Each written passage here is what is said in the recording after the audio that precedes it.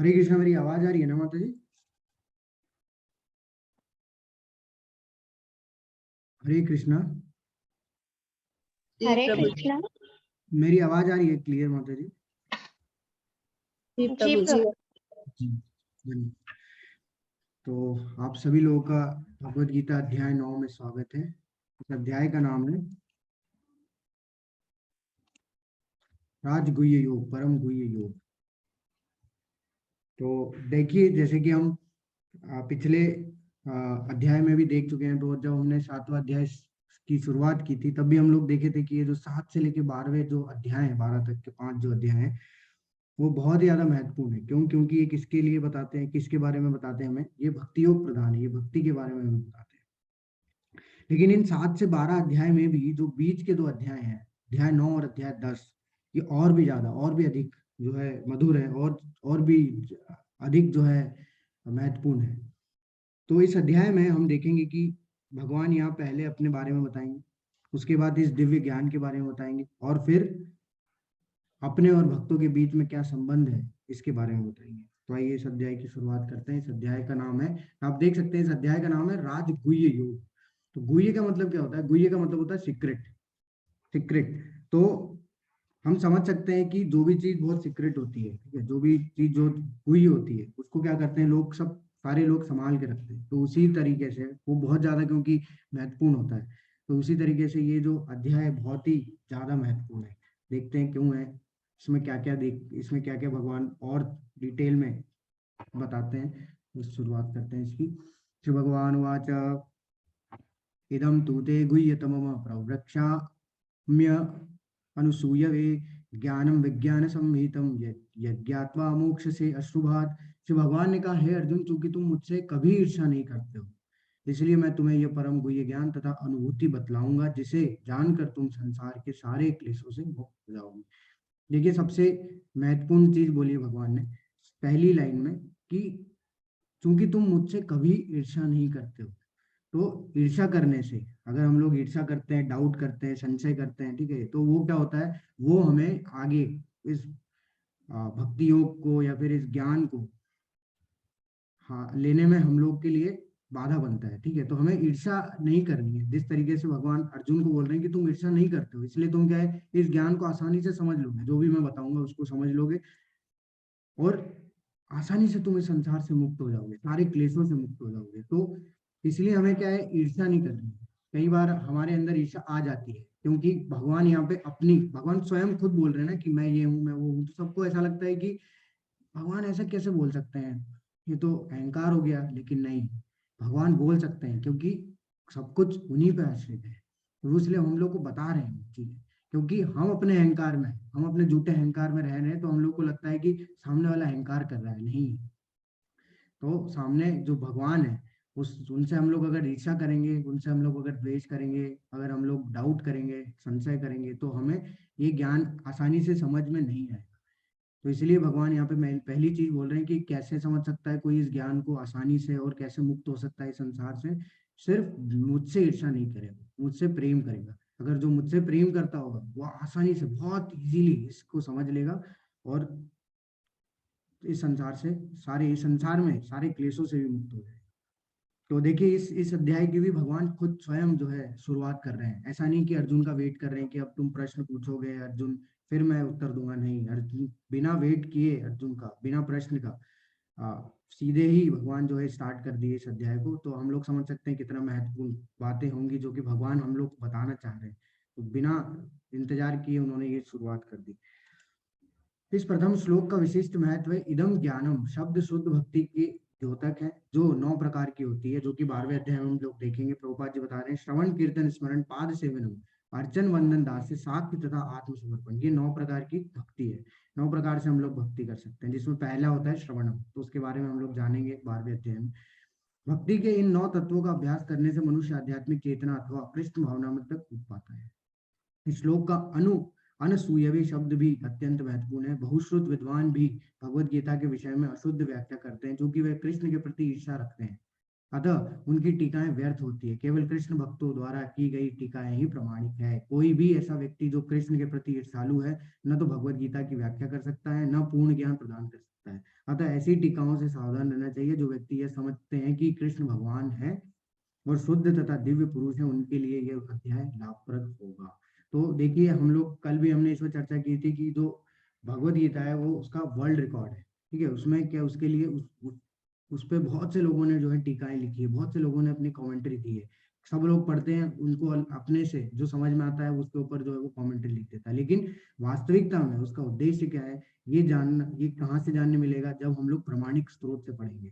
तो प्रामाणिक स्रोत क्या होता है? प्रामाणिक स्रोत है गुरु परंपरा। गुरु परंपरा में क्यों सीखें? क्योंकि उसमें वास्तव में हमें बताया जाएगा कि उसका उद्देश्य क्या है, वास्तविक उद्देश्य क्या है भगवत गीता का। तो भगवत गीता में वास्तविकता में हमें 5 चीजों के बारे में जानने मिलता है, जो कि अगर आप देखेंगे, ये जो भगवान से ईर्ष्या करते हैं, जिन्होंने अपने अपने मनोधर्म से कपोल कल्पित जो बातें लिख रखी है उन्होंने, उससे आप लोगों की श्रद्धा भक्ति जागृत नहीं होगी। उल्टा आपको लगेगा कि अच्छा, इसमें तो सब कुछ यही लिखा हुआ है, इससे हम लोग को कोई मतलब नहीं।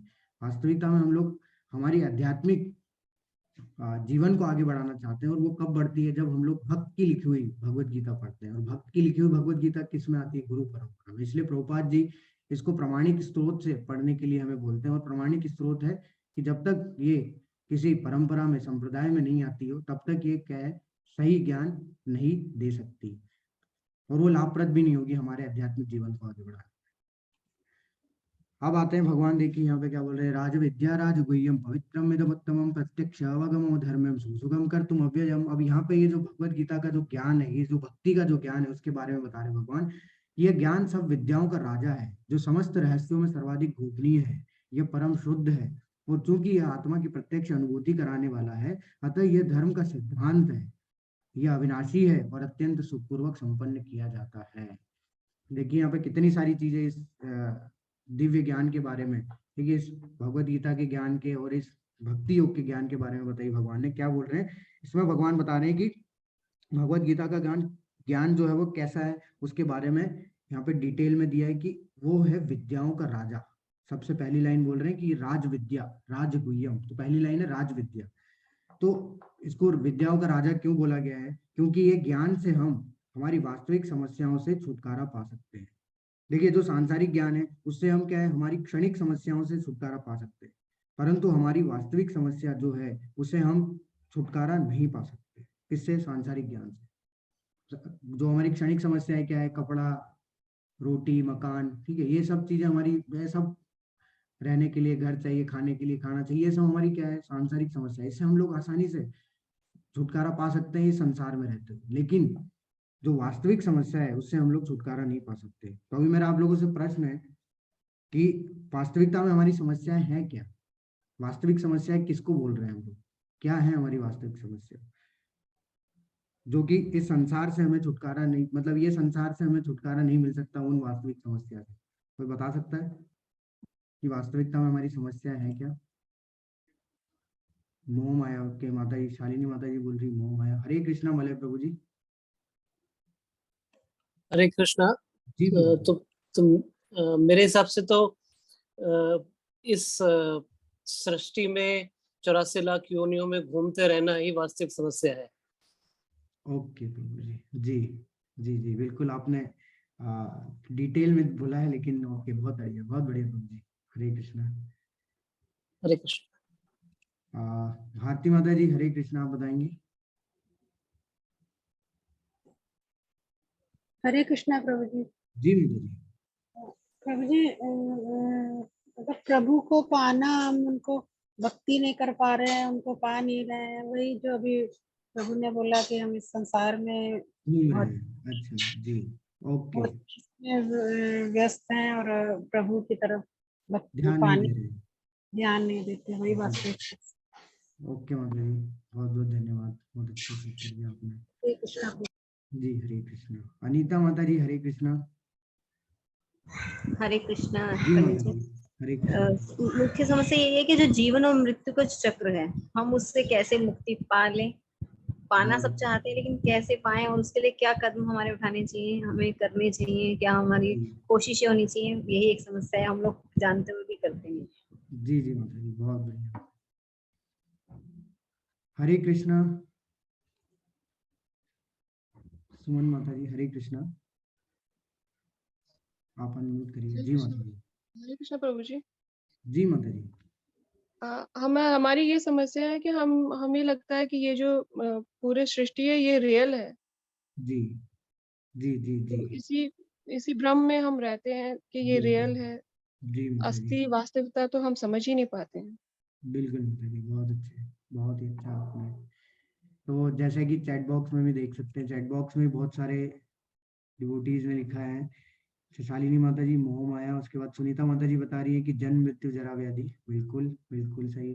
अरुणा माता जी बता रही है काम क्रोध लोभ मोह। ओके सुनीता माता जी, ओके वही है जन्म मृत्यु जरा व्याधि। बरखा माता जी बता रही है मोह माया में खुद की भौतिक सुविधाओं को काम न करके और ज्यादा से ज्यादा अर्जित करने में लगे रहना। बिल्कुल भोग इच्छा करना, giving more importance to body and not soul. बिल्कुल माता जी। बरखा माता जी, और पूरी ना हो तो दुख होना। और ओके तो देखिए सभी ने डिटेल में बोला, लेकिन जैसे अगर हम लोग देखें तो ये सारी हमारी जो समस्या है वो इन चारों चीजों में लगी हुई है। जैसे सुनीता माता जी ने बताया जन्म मृत्यु और जरा व्याधि, तो इनमें ही हम लोग की ये सारी जितनी भी आप समस्याएं बता रही है इन चारों में ही आ जाती है। जन्म होगा तो आपको काम क्रोध मोह लोभ ये सब होगा, क्योंकि हम लोग को भौतिक शरीर मिलेगा। ठीक है, जन्म होगा तो मृत्यु निश्चित है। उसके बाद अगर जन्म होगा तो बुढ़ापा आएगा, बुढ़ापा आएगा शरीर मिलेगा, शरीर भौतिक है तो उसमें बीमारियां होना निश्चित है। तो जन्म मृत्यु जरा व्याधि हम लोग की वास्तविक समस्या है। इससे हम लोग छुटकारा इस ये संसार में कहीं भी कोई ऐसी दवाई नहीं है, कहीं भी ऐसा कोई नुस्खा नहीं है, कहीं भी ना कोई मेडिकल साइंस है, ना कोई कितनी भी बड़ी बड़ी आप ले लो, कोई भी ऐसा साइंस नहीं है जो कि जन्म मृत्यु जरा व्याधि से छुटकारा आपको दिला सकता है। वो कौन दिलाएगा? वो सिर्फ और सिर्फ ये ज्ञान दिला सकता है, जन्म मृत्यु जरा व्याधि से छुटकारा। और एक बार जब जैसे भगवान ने बोला ना कि जन्म कर्म च मे दिव्यम एवं यो वेत्ति तत्वतः, अगर तुम ये जान लोगे तो तुम जन्म मृत्यु के चक्र से निकल जाओ। तो कितनी बड़ी बात है कि ये जानने मात्र से हम लोग सिर्फ निकल जाएंगे, हमने कुछ करना ही नहीं है। तो वो जानना, लेकिन लगता आसान है लेकिन बहुत मुश्किल है, उसके लिए हमें बहुत अभ्यास करना होगा। लेकिन अभ्यास करने में कोई त्रुटि नहीं है ना, क्योंकि भगवान बोल रहे हैं स्वल्पमप्यस्य धर्म से, अगर आप छोटा सा भी अभ्यास करोगे तो त्रायतो महतो भयात्, बड़े से बड़े भय से आपकी रक्षा होती रहेगी। तो उसमें नुकसान नहीं है, फायदा ही फायदा। तो इसलिए भगवान ये बोल रहे हैं कि विद्याओं का राजा है। क्यों? क्योंकि ये हमारी वास्तविक समस्या से हमको छुटकारा दिलाता है। दूसरा बोल रहे हैं सर्वाधिक गोपनीय है। देखिए गोपनीय क्यों है? क्योंकि भगवान ने अध्याय 2 में हम लोग को क्या बताया? अध्याय 2 में हम लोग को बताया कि हम शरीर नहीं है, हम आत्मा है। हमारे बारे में तो बता दिया। फिर भगवान अभी अपने बारे में भी बता दिया। पिछले कुछ अध्याय से हम लोग देखते आ रहे हैं, 7वें अध्याय से भगवान ने शुरू किया था कि भगवान अपने बारे में भी बता रहे हैं कि उनके ऐश्वर्य क्या है, उनकी हम लोग कैसे अनुभूति कर सकते हैं, वो भी बता दिया। भगवान ने अपने धाम के बारे में बताया कल के अध्याय में। लेकिन भगवान ने ये नहीं बताया कि उनके और इनके बीच के, उनके और उनके भक्त के बीच का संबंध क्या है। तो वो हम लोग को इसमें ही आगे जानने मिलेगा, इस इन 10वें 11वें 12वें अध्याय में, कि आगे जितने भी भक्ति योग के अध्याय हैं उसमें, कि उनके और उनके बीच का संबंध क्या है, वो हमें यही जानने मिलता है। तो इसलिए ये गोपनीय है, सर्वाधिक गोपनीय, क्योंकि उनका और उनके भक्त के बीच का संबंध क्या है ये कहीं नहीं मिलेगा। इसलिए भगवान इसको गोपनीय बोल रहे हैं। देखिए परम शुद्ध है क्योंकि भगवान के मुख से निकला है, तो भगवान शुद्ध है। भगवान के मुख से निकला ज्ञान भी क्या है? परम शुद्ध है, क्योंकि आत्मा की प्रत्यक्ष अनुभूति कराने वाला है ये। क्यों? क्योंकि जब इसको हम लोग पढ़ते हैं तो इससे हमें क्या है? वास्तविकता पता चलती है कि हम लोग शरीर नहीं है, हम क्या है? आत्मा है। और जब हम आत्मा के स्तर पे सोचने लगते हैं तो हम लोग एक स्तर ऐसा आ जाता है कि हम लोग कहाँ पहुंच जाते हैं? आत्म साक्षात्कार के स्तर पे पहुंच जाते हैं। तो वो आत्मा की प्रत्यक्ष अनुभूति हो गई कि हम लोग अपने आप को महसूस कर पा रहे हैं। ठीक है, और फिर क्या है? अंत में ये बोल रहे हैं अतः ये धर्म का सिद्धांत है। धर्म का सिद्धांत क्यों है? क्योंकि वास्तविकता में धर्म वो होता है जो कि भगवान के मुख से निकला है। तो भगवान के मुख से जो भी निकला है उसको फॉलो करना, वही हमारा धर्म है। तो इसलिए धर्म का सिद्धांत है, क्योंकि भगवान के मुख से निकला हुआ है। और भगवान की धर्मम तो साक्षात भगवत प्रणीता, भगवान बोलते हैं इसमें कि धर्म क्या है वास्तव में। धर्म की परिभाषा बताते हैं भगवान की, जो भगवान बता रहे हैं, भगवान की सेवा करना ही धर्म है हमारा। यह अविनाशी है, बिल्कुल देख चुके हैं हम लोग 12 करोड़ साल पहले, अभी तक नित्य बना हुआ है, इसका कोई विनाश नहीं कर सकता। अत्यंत सुखपूर्वक संपन्न किया जाता है। तो यहाँ पे क्या आता है कि सब लोग को लगता है कि भक्ति क्या है? भावुक लोगों के लिए। ठीक है, इसमें भावुक लोग होंगे तो ही भक्ति हो पाएगी, लेकिन नहीं, आनंद के साथ किया जाता है। तभी भक्त लोग क्या करते हैं? कीर्तन करते हैं, नाचते हैं, प्रसाद बांटते हैं, घूमते हैं। रोज सुबह से 4 बजे उठ के कौन व्यक्ति है जो नाचता होगा? लेकिन भक्त नाचते हैं। तो वो सुखपूर्वक संपन्न किया जाता है। इसलिए भगवान इस चीज को यहाँ पे क्लियर कर रहे हैं। हे परंतप जो लोग भक्ति में श्रद्धा नहीं रखते वे मुझे प्राप्त नहीं कर पाते, अतः वे इस भौतिक जगत में जन्म मृत्यु के मार्ग पर वापस आते रहते हैं। तो ये किसके लिए बोला है? यहाँ पे एक प्रश्न आता है कि मतलब आपके दिमाग में भी एक प्रश्न आ सकता है कि हम लोग भी कि जो भक्ति करता ही नहीं है उसके लिए क्या होगा? तो उसके लिए यहाँ पे स्पष्ट रूप से बोल दिया कि जो भक्ति नहीं करेगा, जो भक्त नहीं बनेगा, जो भक्ति में श्रद्धा नहीं रखेगा, वो कभी भी मुझे प्राप्त नहीं कर पाएगा, वो इस जन्म मृत्यु के चक्र में घूमता रहेगा।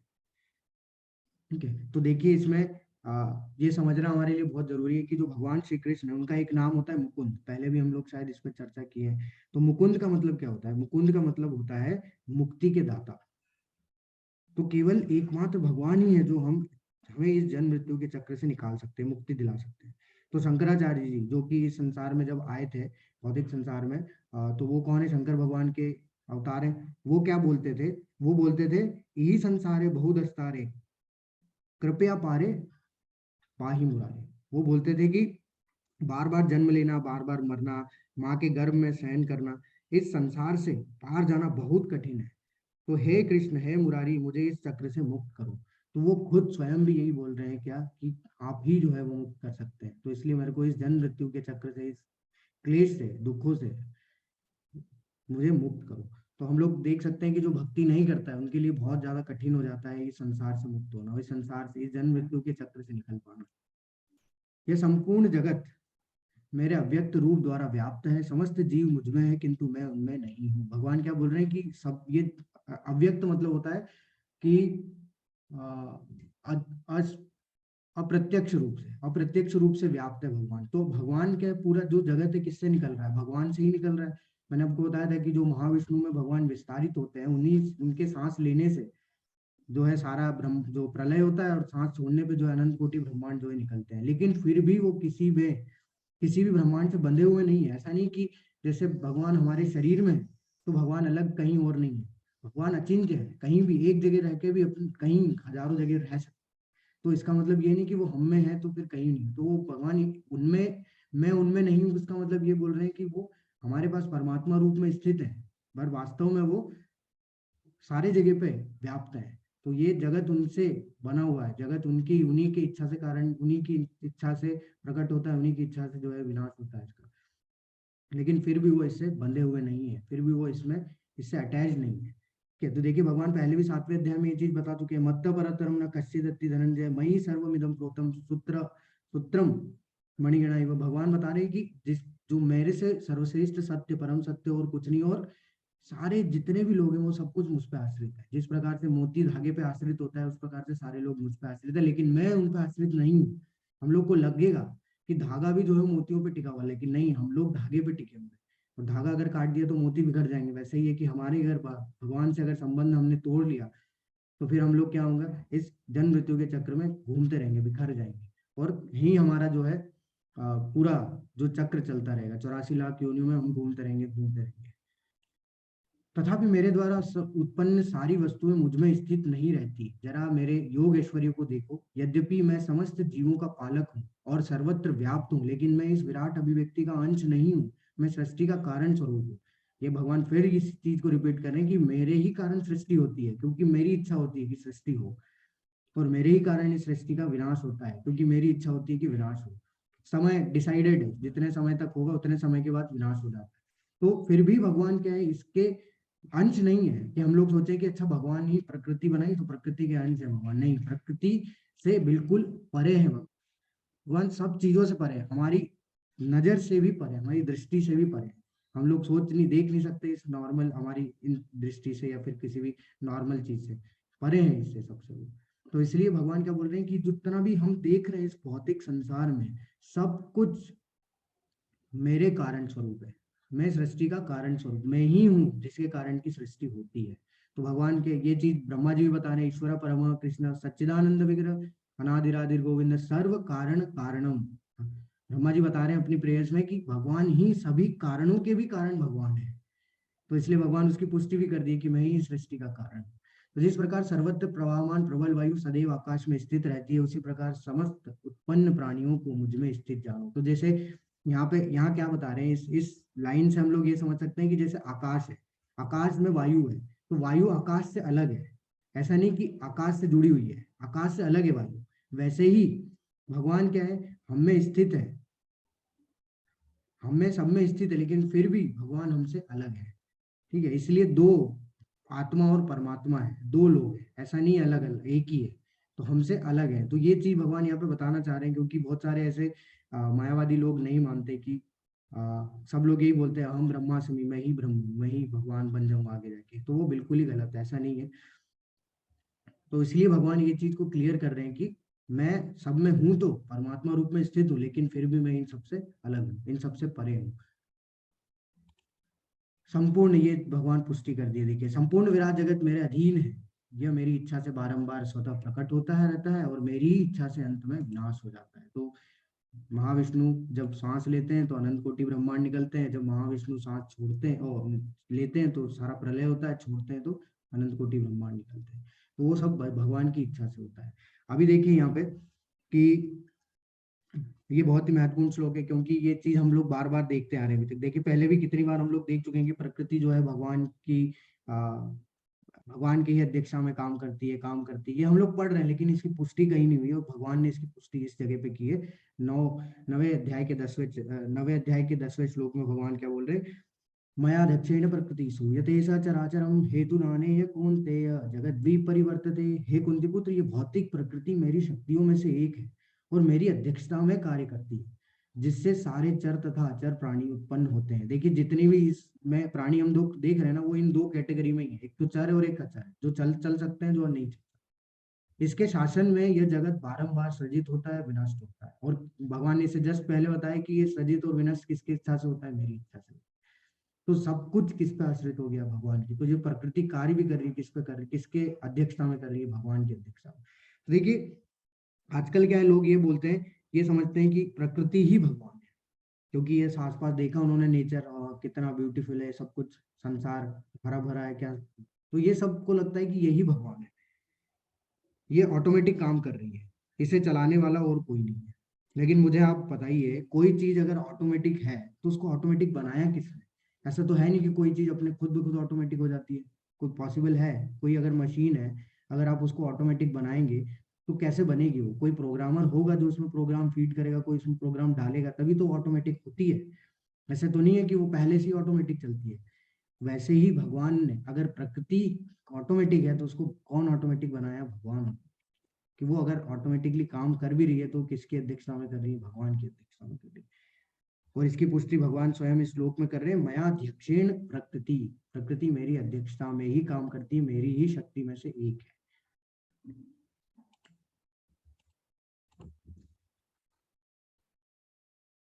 अब जानन्ति मां मूढ़ा मानुषीं तनुमाश्रितं परम भावम जानन्तो मम भूत महेश्वरम।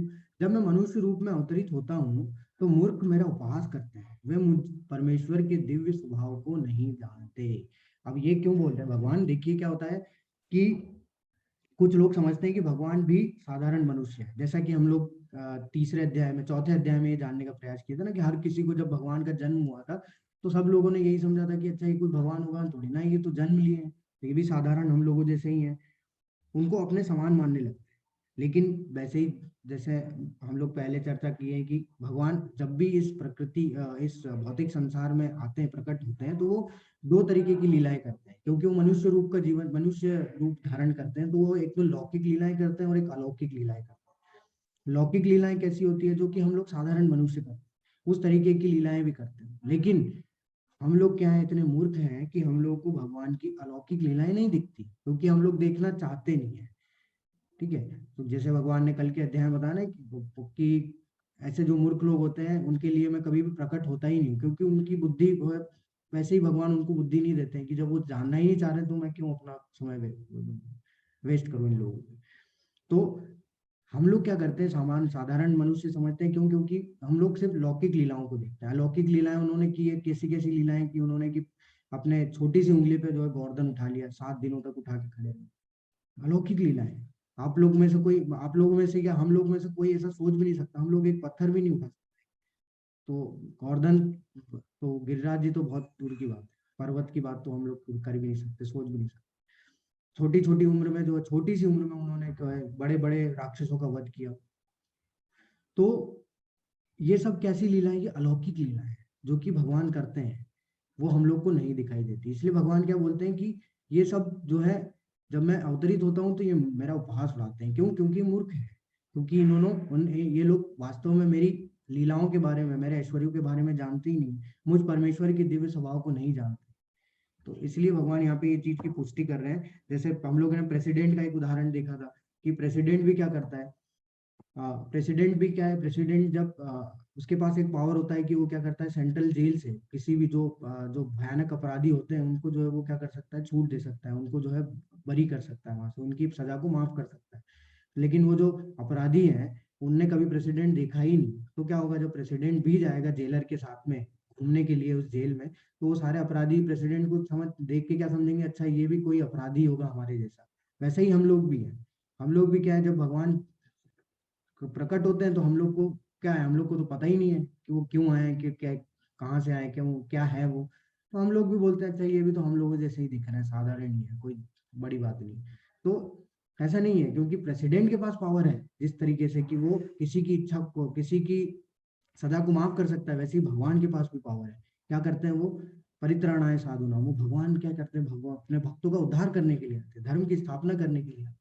तो जब भक्तों का उद्धार करने के लिए आ रहे हैं तो हम में से ही कोई एक भक्त होगा जो कि भगवान की पूजा कर रहा होगा, जो नहीं जानता है, क्योंकि हम लोग इतना एडवांस तो हुए नहीं, तो हम लोग जान नहीं पाते हैं, तो हमारा उद्धार हो नहीं पाता। क्यों? क्योंकि हम भगवान के स्वभाव को जान ही नहीं पाते, हम लोग मूर्खतावश उनका उपहास उड़ाने में लगे रहते हैं। तो ये बहुत ज्यादा जानना जरूरी है। देखिए, दो चीजें होती है, जो भगवान के भक्त होते हैं वो भी भगवान को भगवान नहीं मानते, और जो भगवान के दुश्मन होते हैं, जो कि राक्षस होते हैं, जो भी असुर होते हैं, वो भी भगवान को भगवान नहीं मानते। जैसे उदाहरण मैं देता हूँ आपको कि जैसे रावण हो गया, हिरण्यकश्यप हो गया, ये भगवान को भगवान नहीं मानते थे। और जो भक्त हैं, जैसे यशोदा मैया हो गई, और जो ग्वाले हो गए, वो सब हैं, जो उनके जो सखा थे, वो भी भगवान को भगवान नहीं मानते। तो मेरा आप लोगों से प्रश्न है, तो फिर इसमें अंतर क्या है दोनों में? कोई बता सकता है कि इन दोनों में अंतर क्या है? जब जब भक्त भी भगवान को भगवान नहीं मानते हैं, असुर भी भगवान को भगवान नहीं मानते, तो ऐसा क्या?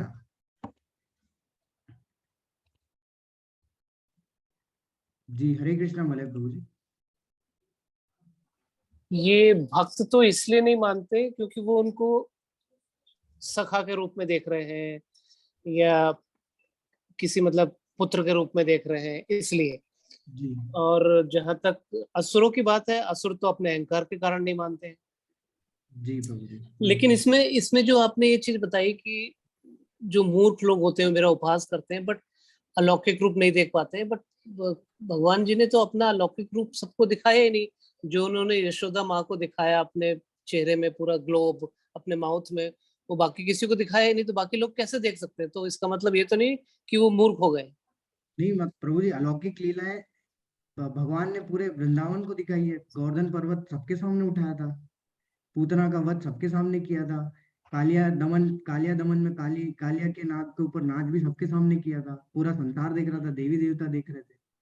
लेकिन असुर अच्छा, हाँ, देखना नहीं चाह रहे थे, समझना वो नहीं सही चाह है, रहे। जी वो ठीक है, समझ गए। जी जी जी। धन्यवाद। हरे कृष्ण। हरे कृष्ण अनिता माता जी।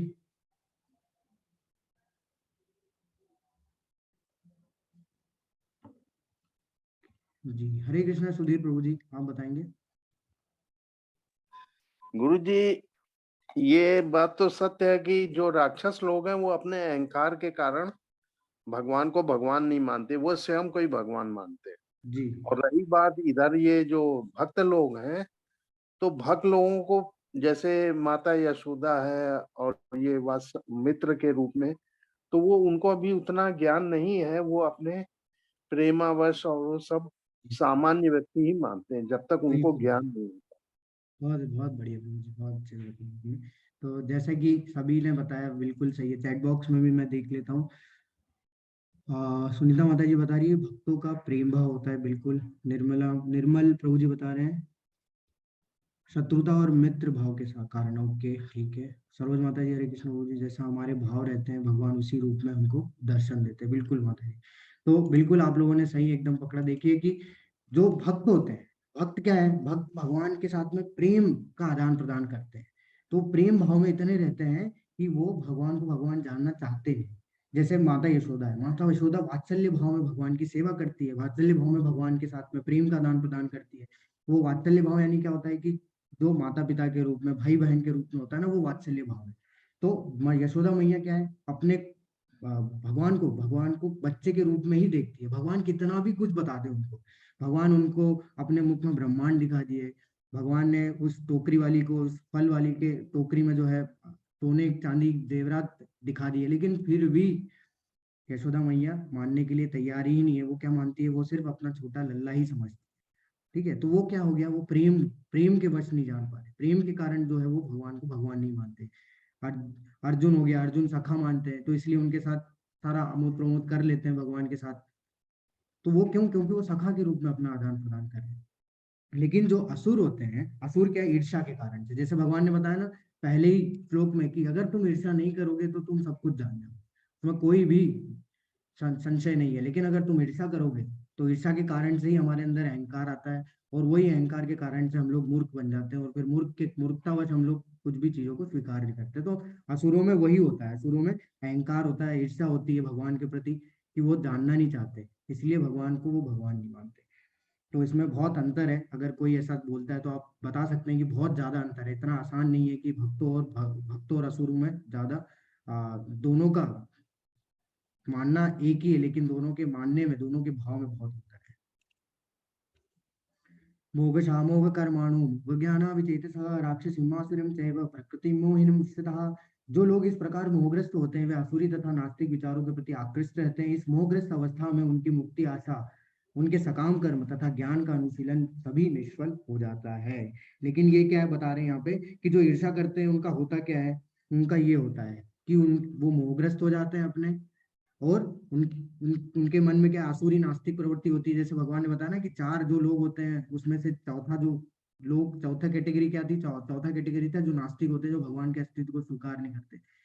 वो लोग होते हैं इस मोहग्रस्त अवस्था में, वो क्या है, उनकी मुक्ति की आशा खत्म हो जाती है। क्योंकि भगवान पहले ही बता चुके हैं, एक बार अगर तुमने ईर्ष्या कर ली तो तुम्हारे अंदर संशय आ जाएगा, और संशय आने के कारण तुम जो है चीजों को समझ नहीं पाओगे।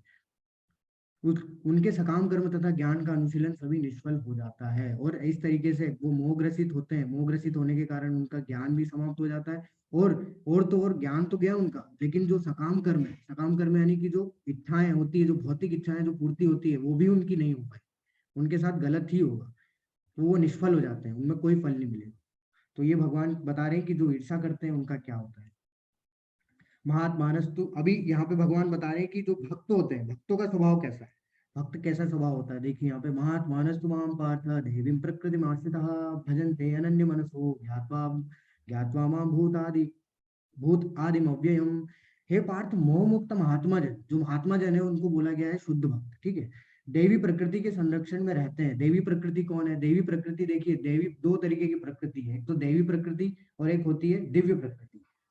दिव्य प्रकृति देवी प्रकृति से अलग है। देवी प्रकृति कौन है, जो मटेरियल एनर्जी है, जिसमें हम लोग जो देवी है ना, देवी माता है, जो जितनी भी, वो सब क्या है, भगवान की शक्ति है।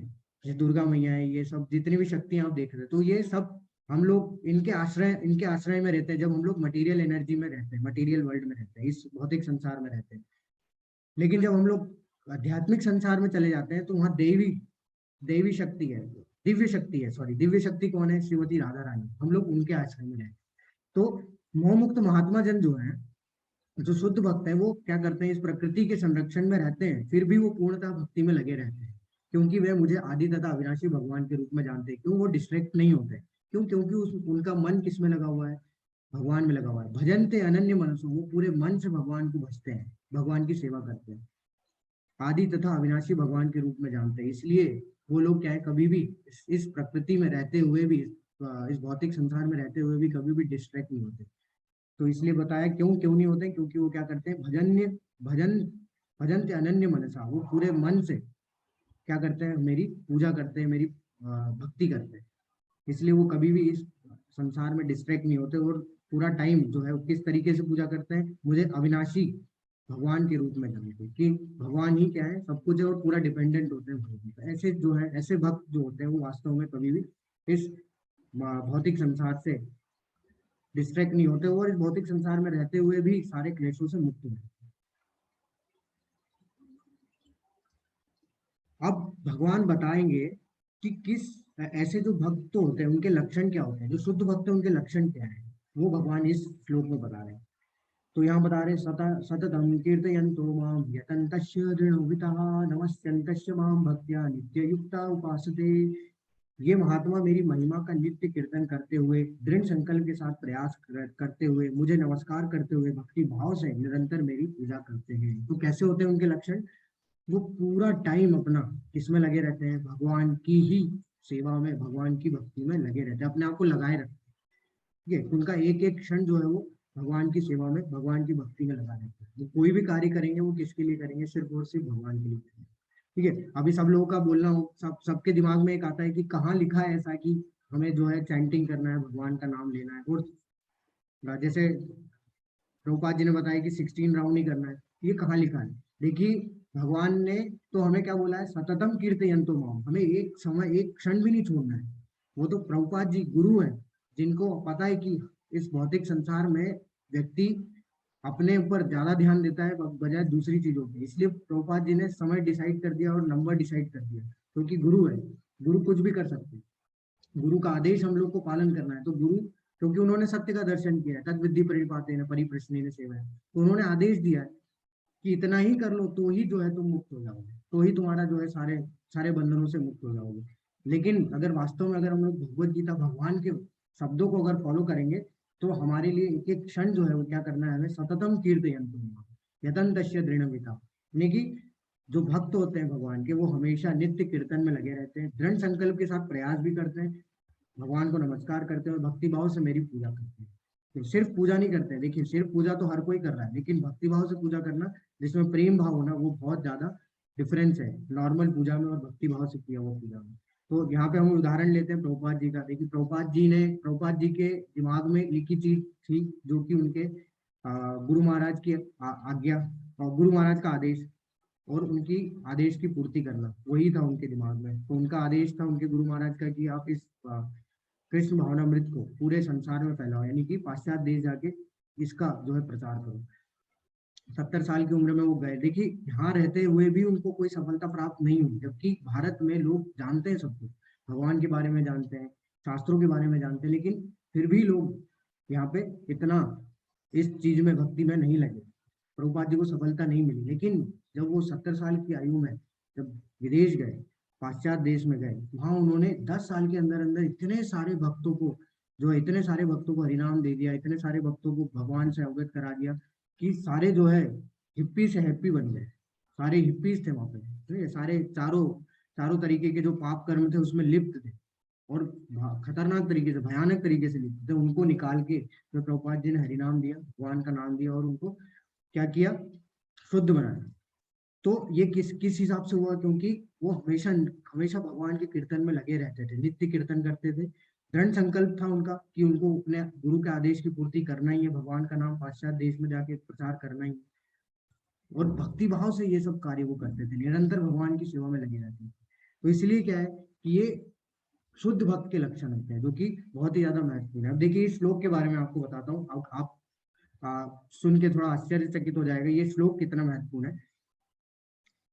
कि अभी हम लोग बात कर रहे हैं 18 अध्याय, इस भगवत गीता में पूरे 18 अध्याय हैं, ठीक है। 18 अध्याय को हमने 6 भाग में, 6 अध्याय के 3 भाग में हमने विभाजित किया। 6 भाग के 3 भाग में से जो बीच का जो हिस्सा है वो भक्ति योग प्रधान है, जो कि सबसे ज्यादा मधुर है। उनमें से भी उन 7 से लेके 12 अध्याय में से भी जो 9 और 10 अध्याय है वो और ज्यादा महत्वपूर्ण है, क्योंकि वो और ज्यादा भक्ति में हमें भगवान की ओर आसक्त करते हैं। और इसमें से भी जो 9.14 है ये भगवत गीता का सबसे सेंटर वाला जो है श्लोक है, सबसे बीच में जो श्लोक है, जो छुपा हुआ है सबसे बीच में। अगर आप देखेंगे खुद से, अगर आपके पास भगवत गीता है तो आप देखिए, तो बीच का जो श्लोक है वो 9.14 है। और इसमें सबसे महत्वपूर्ण बात बोली गई है जो भगवान बता रहे, सततम कीर्तयन्तो माम, जो सतत कीर्तन करता रहेगा वो आसानी से भगवान का स्मरण कर पाएगा, भगवान को अंत समय में याद कर पाएगा और आसानी से मुक्त हो पाएगा। तो ये बहुत ही महत्वपूर्ण चीज थी ये चीज की, अगर आपने गौर किया होगा तो आप आगे, अगर नहीं किया तो आप देखिए, अगर आप किसी के पास भगवत गीता है तो ये सेंटर भगवत गीता का एकदम जो मिड का श्लोक है वो, इसमें बहुत महत्वपूर्ण बात बताई है। अभी सबसे महत्वपूर्ण चीज दूसरी पितामहस्य जगतो माता धाता पितामह वेद्यम पवित्रम ओंकार हरिकस्साम यजुरेव च। भगवान क्या बता रहे हैं कि मैं इस ब्रह्मांड का पिता भी हूँ, माता भी हूँ, आश्रयदाता भी हूँ और पितामह भी हूँ, यानी दादा ताऊ सब। मैं ये हूँ, जानने योग्य मैं हूँ, शुद्धिकर्ता भी मैं हूँ, तथा ओंकार, वैदिक मंत्रों में ओंकार पहले भी बता चुके हैं भगवान, अभी भी बता रहे हैं कि वैदिक मंत्रों में ओंकार, पवित्र नाम ओंकार में हूँ, और सारे वेद भी मैं हूँ, चारों ऋग्वेद, सामवेद, यजुर्वेद, और इसके बाद अथर्ववेद आया था, ये मेन है, इसलिए ये ऋग साम यजुर्वेद भी मैं ही हूँ। तो भगवान यहाँ क्या बता रहे हैं कि जो सारा ब्रह्मांड है उसके पिता खुद स्वयं भगवान है, उसकी उनके माता भी, यानी कि हम लोग के माता पिता भी भगवान ही है, आश्रयदाता भी भगवान है, पितामह भी भगवान है।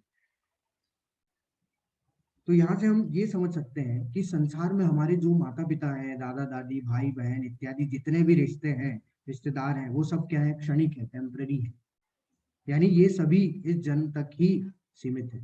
देखिए हमारे वास्तविक माता पिता कौन है, भगवान, और हमारा वास्तविक घर क्या है, भगवान का धाम। इसलिए भगवान बोल रहे हैं ना, यद गत्वा न निवर्तन्ते, कल बताया था भगवान ने, तद धामम परमम, जिस धाम से तुम कभी वापस नहीं आओगे वह वो धाम मेरा है। तो वो हमारा वास्तविक घर है, जहाँ पे कि हम लोग पहले से निवास करते थे, हम भूल चुके हैं क्योंकि हम लोग भौतिक संसार के संपर्क, भौतिक प्रकृति के संपर्क में आ गए हैं। तो हमें हमेशा अपने पिता के पास जाने की जो है इच्छा होनी चाहिए, और अपने वास्तविक घर जाने की इच्छा होनी चाहिए। ठीक है, कई बार होता है ना कि बहुत से लोग जब कहीं दूसरी जगह घूमने जाते हैं तो फिर उसके बाद क्या है, कुछ समय के बाद मन भर जाता है। तो हमारा भी वही है कि हम भी यहाँ पे 84 लाख योनियों में घूम रहे हैं। तो हमारा भगवान ने मनुष्य जीवन इसलिए दिया है कि हमारा दिमाग में ये चीज आए कि अब बहुत हो गया, हम लोग घूम लिया, अब हमको हमारे घर जाना है, हमारे पिता के पास जाना है, बहुत बहुत टाइम है। तो ये जो भी आज आपके माता पिता है, या हमारे जो भी रिश्तेदार हैं, हमारे माता पिता, दादा दादा जो भी है, ये क्या है, ये हो सकता है पहले किसी और के माता पिता हो, ठीक है, या हो सकता है कि ये पहले आपके बच्चे हो, या तुम इनके माता पिता हो, मतलब तुम इनके माता पिता हो, या तुम्हारे ये बच्चे हो, या तुम्हारे दादा दादी हो, कुछ भी हो सकता है। अभी जैसे आपके जो माता पिता हैं वैसे ही आपके कितने ही माता पिता की मृत्यु हो चुकी है, ये आप नहीं जानते लेकिन भगवान जानते हैं। तो बोलने का मतलब ये है कि हमको इस संसार में किसी से भी अटैचमेंट नहीं करना, आसक्ति नहीं रखनी, क्योंकि यहाँ सब कुछ क्षणिक है, सब कुछ टेम्पररी है। अगर कोई परमानेंट है तो वो है सिर्फ भगवान श्री कृष्ण। तो हमें उनसे अपनी अटैचमेंट, अपनी आसक्ति को बढ़ाना है। और ये अटैचमेंट कैसे बढ़ेगी, ये अटैचमेंट तब बढ़ेगी जब हम भक्ति योग के मार्ग में चलेंगे। तो मेरा एक प्रश्न आता है कि क्या फिर हम लोग सारे परिवार वालों को, सारे रिश्तेदारों को छोड़ दें फिर भक्ति करें? कोई बताना चाहेगा? फिर तो हमें इस तरीके से सब कुछ छोड़ देना चाहिए, अपने माता पिता को, दादा दादी, सारे रिश्तेदारों को छोड़ के जो है फिर भक्ति करनी चाहिए। जी हरे कृष्णा। माता जी, ज्योति माता जी। हाँ, हरे कृष्णा प्रभु जी। मेरे विचार से तो ये है कि भाई परिवार की भक्ति हो वो सबसे सर्वप्रथम होती है, क्योंकि हम किसी भी चीज में जिसमें पूरा ध्यान लगाकर काम करें और व्हाट यू से ग्रीड, निस्वार्थ होकर काम करें, भगवान तो उसी में है भाई साहब। ओके तो माता जी। मेरा तो तात्पर्य यही है कि कोई भी सेवा करो, भले वो परिवार के लिए हो, भले वो सखा के लिए हो, भले माता पिता के लिए हो, वो निस्वार्थ होगी तो हम भगवान की सेवा करते हैं। अगर हम मंदिर में ही जाकर भगवान की सेवा नहीं कर सकते, तो मेरे विचार से तो यही है। अब बाकी आप बताएं सही मार्ग। जी माता जी, बिल्कुल। तो ठीक है, हरे हरे कृष्णा मलय प्रभु जी। हरे कृष्णा। मैं इसमें ये सोचता हूँ कि जैसे आपने पूछा कि क्या हमें सब कुछ छोड़ देना चाहिए, तो जी आंसर है इसका नो। बिल्कुल क्योंकि शुरू के अध्याय में हमने पढ़ा है कि कर्म योग के साथ भक्ति योग करना है, तो कर्म योग को छोड़ना नहीं है, बिल्कुल। भक्ति योग के साथ साथ कर्म योग को भी करना है, तभी हमें एक्चुअल भक्ति योग प्राप्त होता है। तो उसका आंसर मेरे हिसाब से तो यही है। बिल्कुल बिल्कुल, बहुत बहुत धन्यवाद, बहुत अच्छे से आपने बताया इसको। हरे कृष्णा शालिनी माता जी। हरे कृष्णा प्रभु जी। जी माता जी। हरे कृष्णा प्रभु जी। सर्वप्रथम आपको एकादशी की शुभकामनाएं, इंदिरा एकादशी आपको की। ही आपके चरणों में कोटि कोटि वंदन। नहीं नहीं माता जी, मेरे हाँ जी, मेरा मानना यह है प्रभु जी कि नहीं, आप हमारे गुरु स्वरूप ही हैं जो हमें इतनी अच्छी ये ज्ञान की जो गंगा बह रही है और उसका हमें सौभाग्य प्राप्त हो रहा है, क्योंकि ये हर किसी के कर्मों में नहीं होता है। आपने समझाया भी और बताया भी है। तो मेरा कहना ये है कि अब जिम्मेदार हम किसी है या वो भी तो हमारा कर्म ही है, वो भी नहीं। और जब वही बात आ जाती है ना कि एक प्रश्न ये उठा था कि भोलेनाथ पे दूध चढ़ाने के अलावा आप इतने गरीब बच्चों में बांट दो, तो उसमें वही चीज तो आ जाती है, धर्म कर्म अपनी जगह। तो ये हमारे ऊपर है कि हम किस बखूबी से निभाते हैं और किस तरह से करते हैं। और मेरा मान ये भी है, मैं औरों के बता मैंने चीजें अपने की है कि आज हम क्लास पढ़ना जो चीजें हमें ये है कि हमें मीडिया में हमने देखा और हमें बताई, इन चीजों से पता चलता है कि अगर हम टाइम से तभी तो ये चीजें समझ में आ रही है, हमें हम जानने की रुचि हो रही है, हमारा इसमें धर्म के प्रति क्या रुझान है। तो इसका ये है कि अभी मतलब जी ने भी यही आंसर दी है। अगर हम परिवार में दिल और नहीं, आपकी तो आवाज अब मेरे ख्याल कट रही है दिल और दिमाग बीच ईश्वर बीच को में। रखो और दिमाग में सिर्फ अपने जी। ओके, तो हम चैट बॉक्स में देख लेते हैं। तो क्षमा करिए क्योंकि समय बहुत कम है, तो मैं सारे लोगों से नहीं पूछ सकता, लेकिन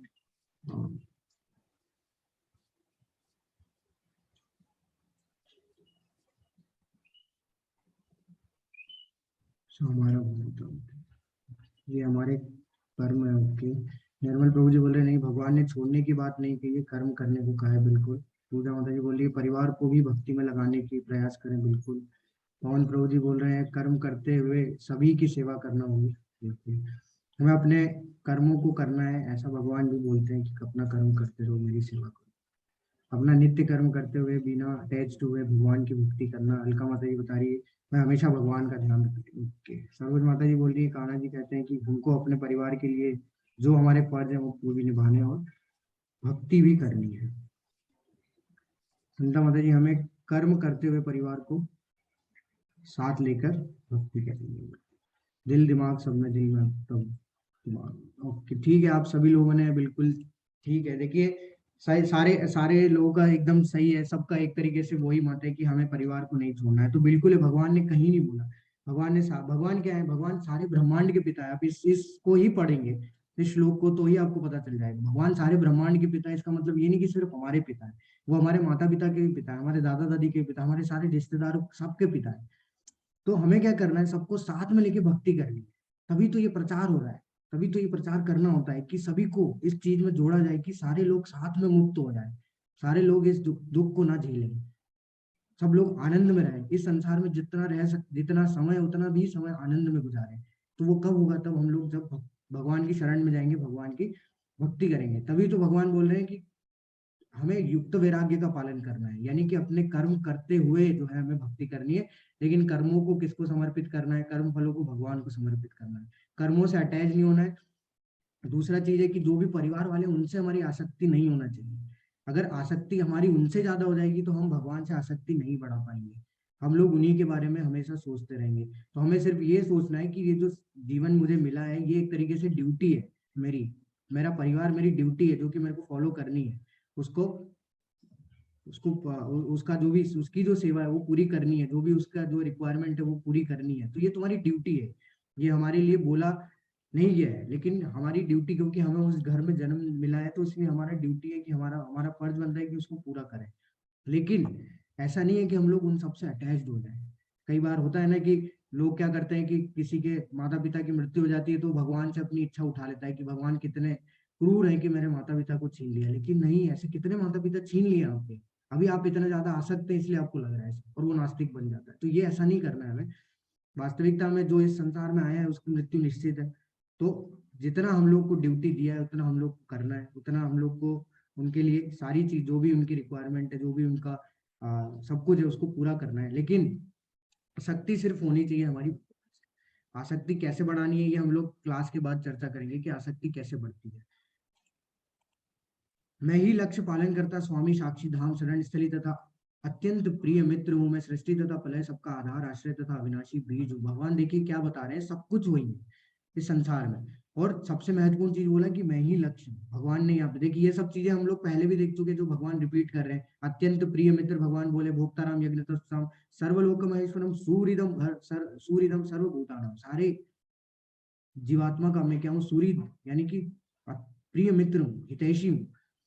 तो हमारा जो लक्ष्य है वो क्या है, भगवान बोल रहे हैं मैं ही सबका लक्ष्य हूँ। तो हमारे जीवन का एक ही लक्ष्य होना चाहिए, वो है क्या, भगवान। और हमें ये देखना चाहिए कि जो भी कार्य हम लोग कर रहे हैं इस संसार में, वो हमें भगवान की ओर लेके जा रहा है कि नहीं, भगवान की ओर आसक्त कर रहा है कि नहीं कर रहा है। अगर हम नहीं कर रहा है तो हमें उस कार्य को सही ढंग से करना पड़ेगा, या फिर इस तरीके से करना है कि हम लोग हमारे लक्ष्य को जो है हमेशा सदैव याद रख के कार्य करें। तो हमें लक्ष्य तक जाना बहुत जरूरी है, लक्ष्य को पाना बहुत जरूरी है। तो इसलिए भगवान यहाँ पे क्लियर कर रहे हैं कि मैं ही सबका लक्ष्य हूँ।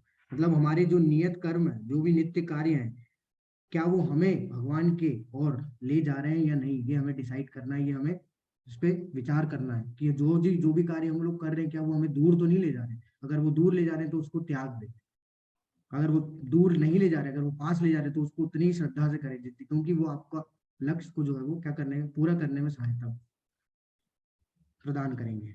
हे अर्जुन, मैं ही ताप प्रदान करता हूँ और वर्षा को रोकता तथा लाता भी मैं हूँ। मैं अमृत हूँ और साक्षात मृत्यु भी हूँ।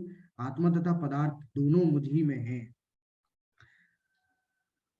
तो यहाँ पे भगवान क्या बोल रहे हैं कि मैं अमृत हूँ, यानी कि पहले तो बोल रहे हैं भगवान ताप प्रदान करता हूँ। तो जो गर्मी होती है, जो वर्षा होती है, सब भगवान की इच्छा से होती है। ठीक है, अमृत और साक्षात मृत्यु भी भगवान ही प्रदान, वही, क्योंकि पिछले अध्याय में भगवान बता चुके हैं कि मृत्यु क्यों है। जैसे नास्तिक होते हैं, अगर मैं उदाहरण दूं, जो नास्तिक होते हैं उनको भी जो है भगवान दिखते हैं, लेकिन किसके रूप में दिखते हैं, उनको किसके रूप में भगवान दर्शन देते हैं, वो यमराज महाराज के रूप में देते हैं। तो सब कुछ भगवान ही है। आत्मा तथा पदार्थ यानी कि जो सत्य और असत्य, यानी कि शरीर और जो आत्मा, ये सब भी कौन है, ये सब भगवान की ही जो है। क्योंकि प्रकृति, शरीर किसका है, प्रकृति का। प्रकृति किसकी अध्यक्षता में काम कर रही है, भगवान की अध्यक्षता में। प्रकृति को सर्जित किसने किया, भगवान ने। तो अल्टीमेटली क्या हो गया, सब कुछ किस पे आश्रित हो गया, भगवान। सब कुछ क्या हो गया, भगवान का ही हो गया। तो इस तरीके से हम लोग इसको समझ सकते हैं। जो वेदों का अध्ययन करते हैं, अभी देखिए यहाँ पे ये चीज, ये जो श्लोक है, ये भी महत्वपूर्ण है। क्यों? क्योंकि अब कुछ लोग क्या बोलते हैं कि अगर मैं पुण्य कर्म करूंगा,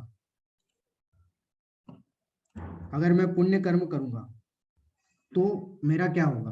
हर कोई पुण्य कर्म ही कर रहा है इस संसार में, कुछ ना कुछ कर रहा है अपने। तो उनका क्या होगा, उनका गंतव्य क्या है, वो उनकी गति क्या होती है। तो जो वेदों का अध्ययन करते हैं तथा सोमरस का पान करते हैं, सोमरस एक तरीके से जो शराब होती है ना, उसको सोमरस बोला जाता है। वे स्वर्ग प्राप्ति की गवेषणा करते हुए अप्रत्यक्ष रूप से मेरी पूजा करते हैं। वे पाप कर्मों से शुद्ध होकर इंद्र के पवित्र स्वर्गिक धाम में जन्म लेते हैं, जहाँ वे देवताओं का आनंद भोगते हैं। भगवान क्या बोल रहे हैं कि जो पाप कर्म, जो पुण्य कर्म करते हैं, वो क्या करते हैं, एक तरीके से उच्च लोकों को जाते हैं। उच्च लोकों में जो है कहाँ, इंद्र के लोक को जाते हैं, क्योंकि उनके पाप कर्म से शुद्धि हो जाती है। तो वो इंद्र भगवान यानी कि इंद्रदेव जो होते हैं, जो स्वर्ग लोक होता है, वहां जाते हैं। जब वो स्वर्ग लोक जाते हैं तो उनको क्या मिलता है, देवी शरीर मिलता है। देवी शरीर यानी कि देवताओं जैसा शरीर मिलता है। तो वो आत्मा देवताओं के शरीर में जाती है, और वहाँ जो स्वर्ग में जो भी सुख सुविधा है उसका भोग करते हैं, वो आनंद भोगते हैं, क्योंकि वहां कुछ भी दुख है ही, आनंद ही आनंद है। लेकिन बात ये आती है कि क्या ये स्वर्ग में जो जाने वाले लोग हैं, जो देवी देवता रहते हैं, ये क्या शाश्वत होते हैं? तो उसकी पुष्टि करते हैं भगवान। इस प्रकार जब वे विस्तृत स्वर्गिक इंद्रिय सुख को भोग लेते हैं, तो उनके पुण्य कर्मों के फल क्षीण हो जाते हैं। तो क्या होता है, जैसे ही स्वर्ग में गए तो उनको देवी शरीर मिला। अब जितने उनके फल थे, पुण्य कर्म के जो भी उनको फल थे, जितनी अवधि तक जितने फल होंगे उतनी अवधि उनकी डिसाइडेड है। उतनी अवधि तक क्या करेंगे, वो वहां भोग करेंगे। जैसे ही उनकी अवधि समाप्त हो जाएगी, जो उनको देवी शरीर मिला था, देवताओं जैसा शरीर मिला था, वो छीन लिया जाए, और जो आत्मा है फिर उसको कहाँ जाएगी। इस प्रकार जो तीनों वेदों का सिद्धांतों में वो कहाँ जाएगी, मृत्यु लोक में पुनः लौट आते हैं। फिर वो आत्मा का वापिस कहाँ जाएगी, इस मृत्यु लोक में आ जाएगी। इस प्रकार क्या बोला है भगवान की, जो तीनों वेदों के सिद्धांतों में दृढ़ रहकर इंद्रिय सुख की गवेषणा करते हैं, उन्हें जन्म मृत्यु का चक्र ही मिलता है। तो जो वेदों को पढ़ते हैं, ये समझ के कि इसमें क्या लिखा हुआ है, इसमें ये लिखा हुआ है कि जो हम लोग के लिए फायदे की चीजें लिखी हुई है इसको पढ़ लेते हैं, लेकिन वास्तव में वेदों का अध्ययन वैसा होता ही नहीं। भगवान क्या बोल रहे हैं कि वो इस तरीके की गवेषणा करके ये सब कार्य करते हैं कि हमें क्या चाहिए, स्वर्गिक धाम चाहिए, ठीक है, उच्च लोकों में जाना है, स्वर्ग में जाना है हमें। तो वो लोग क्या है, जाते तो हैं लेकिन अंत में वापस मृत्यु लोक में लौट के वापस आ जाते हैं। तो ये जन्म मृत्यु के चक्र से बाहर नहीं निकल सकते, क्योंकि इंद्र का जो लोक है, स्वर्ग धाम जो स्वर्ग है, वो भी क्या है, वो इस भौतिक संसार का ही हिस्सा है। और भौतिक संसार के बारे में कल बता दिया भगवान ने, आ ब्रह्म पूर्णा लोका, ब्रह्म लोक से लेके भूवर लोक तक यानी मृत्यु लोक तक या पाताल लोक तक सारे जो है क्षणिक है। वो सृष्टि जब होती है तो वो वापिस आ जाते हैं, और सृष्टि जब समाप्त हो जाती है तो प्रलय में सारे समाप्त हो जाते हैं। सिर्फ एक ही जो है वो कभी समाप्त नहीं होता, वो क्या है, भगवान का धाम। ऐसा धाम जो कि हमेशा अविनाशी है, अप्रकट है, वो कौन सा धाम है, भगवान का धाम है। तो एक बार अगर कोई भगवान के धाम जाएगा तो वो जन्म मृत्यु के चक्र से निकल पाएगा, लेकिन ये स्वर्ग जाएगा, नर्क जाएगा, ये सब क्या है, जन्म मृत्यु का चक्र है। तो आप देख सकते हैं उदाहरण के तौर पे यहाँ पे बताया है कि आप ये देखा होगा एक इस तरीके का झूला आप लोगों ने मेला या फिर कहीं पे भी देखा होगा। उसमें क्या होता है कि नीचे से बिठाते हैं, ऊपर ले जाते हैं, कुछ समय के लिए रोक देते हैं, फिर वापस से नीचे लेके आते हैं। तो ये क्या है, जन्म मृत्यु है, कि आप जन्म में पहले आपके अच्छे कर्म थे, अब स्वर्ग चले गए, फिर आप खत्म हुए हैं, पुण्य कर्म का जो भी फल था आपका खत्म हो चुका है, फिर वापस आप मृत्यु लोक में आ गए। तो ये चक्र आपका चलता रहेगा, जिस प्रकार ये झूला चलता रहेगा, ये समाप्त नहीं होगा। हम लोग को लगता है कि अच्छे कर्म करने से हम लोग क्या है, अच्छी जगह जाएंगे। देखिए, मानव सेवा और माधव सेवा में बहुत अंतर है। अगर हम लोग लोगों की सेवा करेंगे तो हमें मुक्ति नहीं मिलेगी, वो पुण्य कर्म में काउंट होगा, और पुण्य कर्म का फल होता है जन्म मृत्यु के चक्र में पिसते रहना। बस उच्च लोकों में जाना पड़ता है कुछ समय के लिए, कुछ क्षणिक लाभ होता है, उस क्षणिक लाभ को भोगने के लिए हम लोग क्या करते हैं, पुण्य कर्म करते हैं। लेकिन वास्तविकता में हमें करना है अकर्म, वो पुण्य कर्म जो कि भगवान की सेवा में किए जाते हैं, जिससे कि भगवान की संतुष्टि होती है, वही कर्म हमें क्या करते हैं, संसार से मुक्त करने के योग्य होते हैं। बाकी कोई कर्म नहीं है जो कि हमें संसार से मुक्त कर सकते हैं, हमें हर कर्म इस संसार से बांधता ही है। अनन्यस्य अनन्यासिन्दयन्तो मां ये जना पर्युपासते तेषां नित्याभियुक्तानां योगक्षेमं वहाम्यहम्। भगवान यहाँ क्या बोल रहे हैं कि उनकी भक्ति की उनके जो भक्त हैं, उनकी जो भक्ति है, उनकी महिमा क्या है, उसके बारे में भगवान बता रहे हैं कि उनकी भक्ति की क्या महिमा है, कि जो भक्त होते हैं, जो भक्ति करते हैं, उनकी महिमा क्या है। किंतु जो लोग अनन्य भाव से मेरे दिव्य स्वरूप का ध्यान करते हुए निरंतर मेरी पूजा करते हैं, उनकी जो आवश्यकताएं होती है उन्हें मैं पूरा करता हूँ, और जो कुछ उनके पास होता है उसकी मैं रक्षा करता हूँ।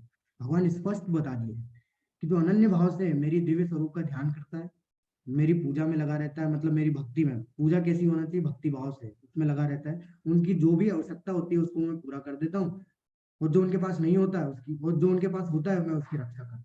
तो अभी आपने देखा होगा कि कई ऐसे भक्त हैं जिनके पास क्या है, बहुत कुछ भी नहीं है, कुछ भी नहीं रहता, मतलब कि वो पहले बहुत ज्यादा अमीर होते हैं, लेकिन फिर क्या होता है, कुछ समय के बाद में जैसे कुछ समय के बाद में उनके बिजनेस में लॉस हो जाता है तो वो बहुत गरीब हो जाते हैं, लेकिन फिर भी भक्त हैं, वो बहुत अनन्य भाव से भगवान की भक्ति करते हैं। तो ऐसा क्यों करते हैं भगवान इन लोगों के साथ, गरीब क्यों हो जाते हैं, भगवान उनका पैसा सब कुछ क्यों छीन लेते हैं, कोई बताना चाहेगा? भगवान तो यहाँ बोल रहे कि उनकी आवश्यकता मैं पूरी करता हूँ, उल्टा उनको गरीब बना दिया। आप चैट बॉक्स में लिख सकते हैं। ओके, शालिनी माता जी बोलिए परीक्षा लेते हैं।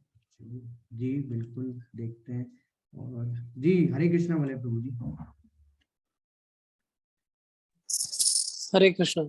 जी प्रभु जी।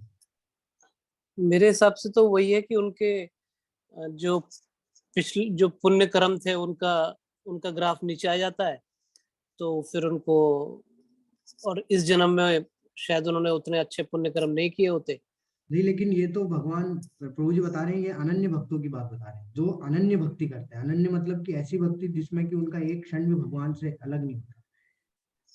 तो फिर तो ये उनकी टेस्टिंग करते हैं भगवान की, तुम और मतलब टेस्ट उनकी करके और परीक्षा कठिन ले रहे परीक्षा हैं। और कठिन परीक्षा और कठिन परीक्षा, ओके ताकि वो हर बिल्कुल परीक्षा में वो बंदा पास होना उत्तीर्ण होता है चाहिए। कि नहीं। जी हाँ, बिल्कुल प्रभु जी, बहुत बहुत धन्यवाद। धन्यवाद। हरे कृष्णा भारती माता जी। हरे कृष्णा प्रभु जी। जी माता जी। प्रभु जी, मेरे हिसाब से वो उनके कर्मानुसार ही होता है, उनका कुछ कर्म होंगे पिछले जन्म के, कुछ ऐसे। ओके। जी जी। इसलिए प्रभु ऐसा होता है उनके साथ, सबके साथ तो नहीं होता है प्रभु, किसी किसी के साथ। हाँ, सबके साथ नहीं होता ये, बिल्कुल। ये अनन्य भक्तों के साथ में ही होता है। तो देखिए हम लोग इस पर देखते हैं कि अनन्य भक्तों के साथ में क्यों होता है ऐसा। क्योंकि यहाँ जो भगवान जिस आवश्यकता की बात कर रहे हैं, वो भगवान बोल रहे हैं वो आवश्यकता संसारिक नहीं है, यानी कि भौतिक आवश्यकताएं नहीं है। जैसे कि धन चाहिए, जमीन चाहिए इत्यादि, जो भी सुख समृद्धि, ये सब ये नहीं है। यहाँ जो भगवान जिस आवश्यकता की बात कर रहे हैं वो आवश्यकता की पूर्ति करते हैं, जिसमें कि जो कि भक्ति में अवरोध उत्पन्न नहीं करती। ठीक है, जो भक्ति में अवरोध उत्पन्न करती है उसको छीन लेते हैं भगवान अपने भक्तों से। क्यों? क्योंकि उनको भक्तों से ज्यादा प्रेम है। अगर उनको उनके पास सारी आवश्यकता मिल गई तो शायद वो भूल जाए भक्ति करना, इसलिए डिस्ट्रैक्ट हो जाए। क्योंकि माया देवी बहुत ज्यादा प्रबल है ना, इसलिए भगवान क्या करते हैं कि अगर किसी के पास जो भक्त है उसके पास ज्यादा कुछ पैसा आ जाता है तो उसको घमंड ना आ जाए, उसको उनसे आसक्ति ना हो जाए, इसलिए भगवान उससे छीन लेते हैं कि ये भक्ति में लगा रहे।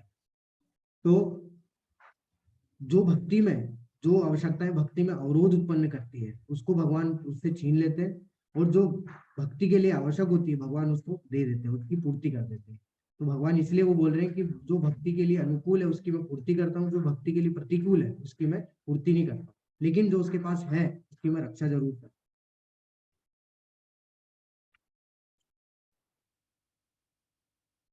हे कुंतीपुत्र, जो लोग अन्य देवताओं के भक्त हैं उनकी श्रद्धा पूर्वक पूजा करते हैं, वास्तव में वे मेरी पूजा करते हैं, किंतु वे यह त्रुटिपूर्ण ढंग से करते हैं। और ये पहले भी भगवान बताए थे कि जो हम लोग देवी देवताओं की जो पूजा करते हैं वो त्रुटिपूर्ण ढंग से करते हैं। क्यों? क्योंकि उनसे हम लोग भौतिक इच्छा की कामना करते हैं। भौतिक इच्छा है हमारी पूर्ति, जो भौतिक इच्छाओं की पूर्ति होती है उसके भाव से हम लोग जानते हैं भगवान मेरी नौकरी लगवा दो, भगवान मेरा ये कर दो।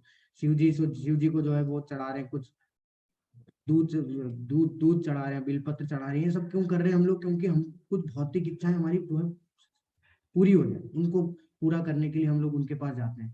तो भगवान ने पहले ही बताया था कि जो भौतिक इच्छाएं जो भौतिक फल मिल रहे हैं वो सब क्षणिक है, आपको मिल तो जाएंगे लेकिन वो एक समय के बाद समाप्त हो जाएंगे। वास्तविकता तो ये है कि जो चीज इस संसार में हमें चाहिए वो सब कुछ क्षणिक है, क्योंकि ये संसारी क्षणिक है, ये संसारी टेम्पररी है, अशाश्वत है। तो यहाँ पे मिलने वाली चीजें भी अशाश्वत है। तो वो वास्तव में पूजा तो मेरी करते हैं लेकिन त्रुटिपूर्ण ढंग से करते हैं। भगवान ये चीज बता रहे हैं यहाँ पे कि गलत तरीके से करते हैं।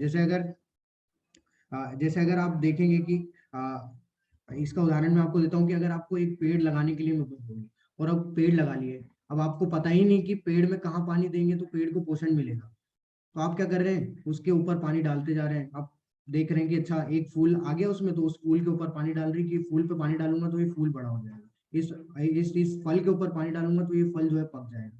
लेकिन वो क्या है? त्रुटिपूर्ण ढंग से किया जा रहा कार्य, क्योंकि हमें पता ही नहीं है कि पेड़ की जड़ में पानी डालने से इसको पोषण मिलता है। तो जो सही ढंग है वो क्या है कि अगर हम लोग जड़ में पानी डाल देंगे तो पूरा पेड़ जो है वो पोषित हो जाएगा, उसको आपको अलग अलग कुछ करने का जरूरत नहीं, आपका पेड़ हरा भरा भी रहेगा, आपको फूल भी मिलेंगे, फल भी मिलेंगे। तो इसीलिए हमें क्या है, इस चीज को ध्यान में रखना है कि हम लोग कहाँ गलती कर रहे हैं, कहाँ गलती नहीं कर रहे हैं। इसलिए क्या भगवान पहले ही बोल चुके हैं कि जितने भी देवी देवता है मेरे अंश हैं। तो अगर हम लोग जड़ में पानी डाल देंगे यानी भगवान को प्रसन्न कर देंगे तो सारे देवी देवता स्वतः प्रसन्न हो जाएंगे। क्यों? क्योंकि वो भगवान के अंश है। तो अगर हम लोग सही ढंग से पूजा नहीं करते, सही ढंग से भक्ति नहीं करते, तो वो क्या है, वो त्रुटिपूर्ण ढंग से हो जाता है, वो गलत होता है, वो अपराध हो जाता है एक तरीके से। तो कई बार क्या होता है कि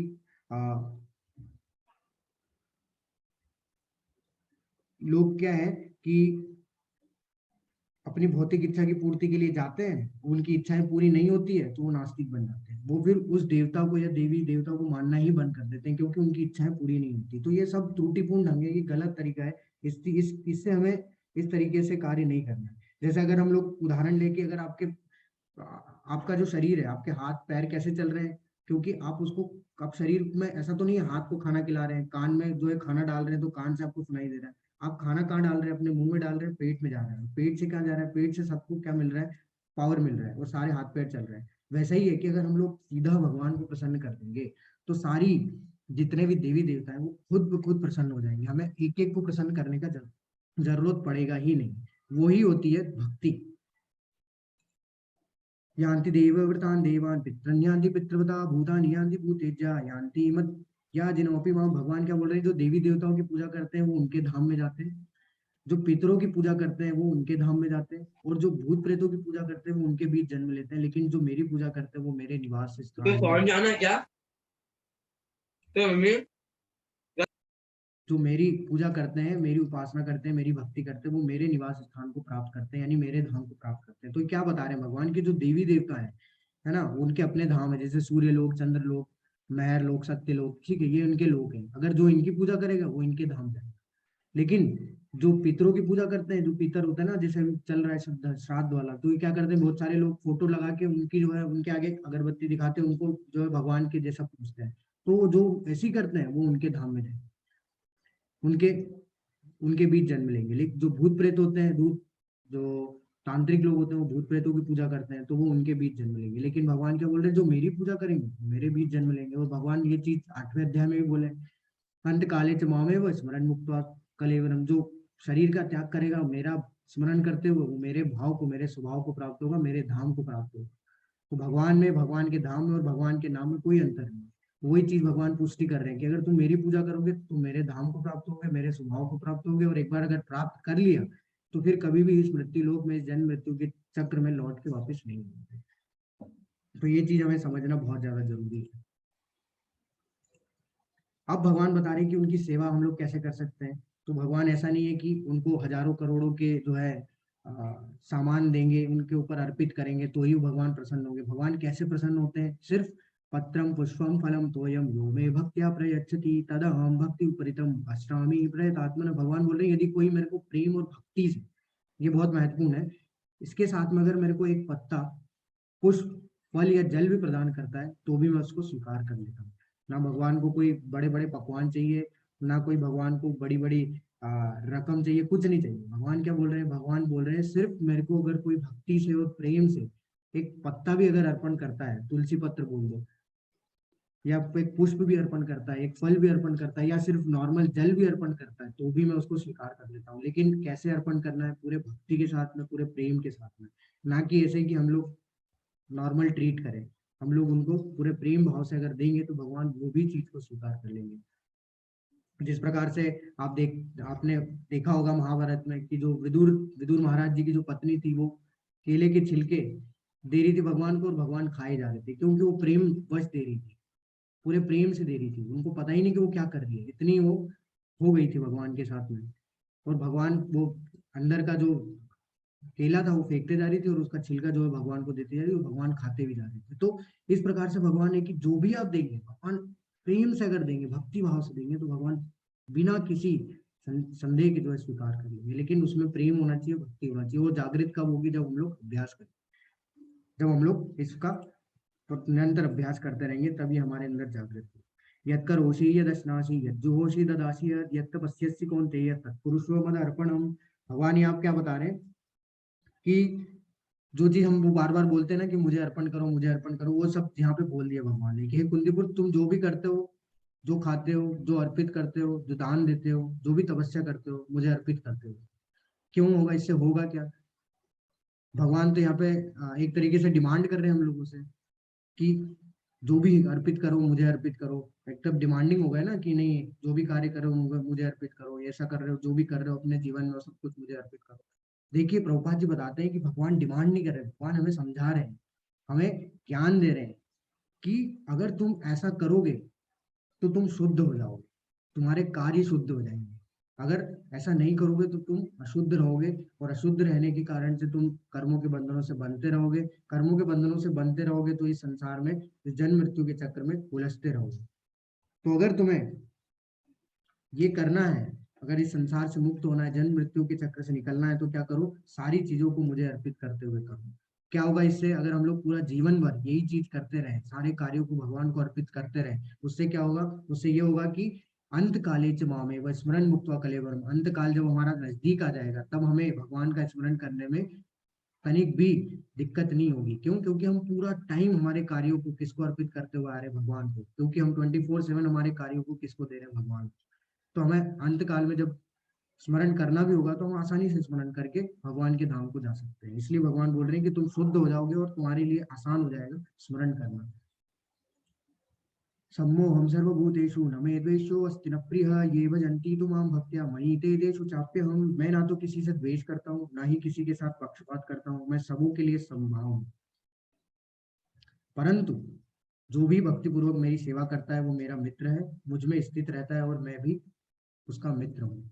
देखिए भगवान यहाँ पे क्या बोल रहे हैं कि हर किसी को लगता है ना कि किसी को भगवान ज्यादा दे रहे हैं, किसी को भगवान कम दे रहे हैं, ठीक है। तो ये होता है, बार बार बोल रहे हैं भक्ति कर लो, भक्ति करने से ये लाभ होता है, भक्ति करने से वो लाभ होता है, ठीक है। सारे कलमश आपके समाप्त हो जाएंगे भक्ति से, भक्ति ये भक्ति वो, सब भक्ति भक्ति करें। लेकिन जो लोग नास्तिक हैं, जो भगवान की भक्ति ही नहीं करते, वो भी तो इस दुनिया में सुखी हैं, ये सबको लगता है, ठीक है। जो भगवान को मानते ही नहीं, ना भक्ति कर रहे हैं, वो भी तो एकदम मजे से रह रहे हैं, खुश है, पूरा आनंद के साथ जो सुख भोग रहे हैं इस संसार में। कहीं देखा होगा आपने कि कोई व्यक्ति कुछ नहीं करता है, ना पैसे कमाता है, ना कोई काम करता है, फिर भी वो, और भगवान की पूजा भी नहीं करता है, फिर भी वो आनंद से रहता है। तो ऐसा क्यों हो रहा है?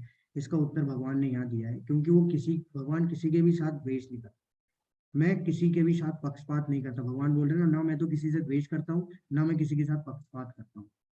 तो देखिए क्या होता है, भगवान पहले ही बता चुके हैं कि भगवान हमारे क्या है, माता पिता है, ठीक है। पिता हमस्य जगतो माता दाता पिता माँ। तो जो पिता होता है वो कभी भी अपने बच्चों के साथ भेदभाव नहीं करता। अगर जैसे किसी माता पिता के दो बच्चे हैं, एक बहुत ही ज्यादा बेकार है जो कि उनका आदर सत्कार नहीं करता, और एक जो है बहुत सज्जन है, तो इसका मतलब ये नहीं है कि जो बेकार है उसको माता पिता खाना पीना नहीं देंगे।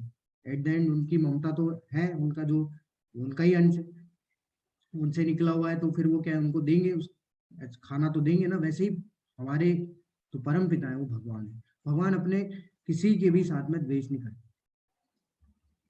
परंतु अब एक प्रश्न आता है कि तो फिर भगवान किसी के साथ द्वेष नहीं करते हैं, सारे लोगों को समान रूप से देखते हैं, तो फिर भक्ति करने का मतलब ही क्या? हम भी पाप कर्म करें, हमको भी तो सब मिल ही जाएगा। तो इसके उत्तर में अगली लाइन में क्या बोल रहे हैं भगवान, कि जो भी भक्ति पूर्वक मेरी सेवा करता है वो मेरा मित्र है, मुझ में स्थित है और मैं उसका मित्र हूँ। इसका उदाहरण भी हम लोग लेते हैं कि अगर कोई व्यक्ति है, जैसे अगर दो बच्चे हैं किसी माता पिता के, तो एक लड़का जो है माता पिता को छोड़ के चला जाता है, एक लड़का माता पिता की सेवा करता है, तो ज्यादा प्रिय कौन होगा?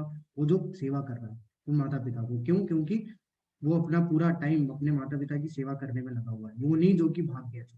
तो इसलिए भगवान बोल रहे हैं जो भक्ति पूर्वक मेरी सेवा करता है वो क्या है, भगवान के नजदीक रहता है, भगवान के पास रहता है हमेशा, वो भगवान पे ही निर्भर रहता है, इसलिए वो भगवान का मित्र, भगवान को बहुत ज्यादा प्रिय है। तो हमें भक्ति क्यों करनी है? अगर हमें प्रिय बनना है तो हम भक्ति कर सकते हैं। बाकी हमारे कर्म है, हमारी इच्छाएं है, हमारी चेतना है, उससे हम लोग को जो भी मिल रहा है वो हमको मिलता रहेगा।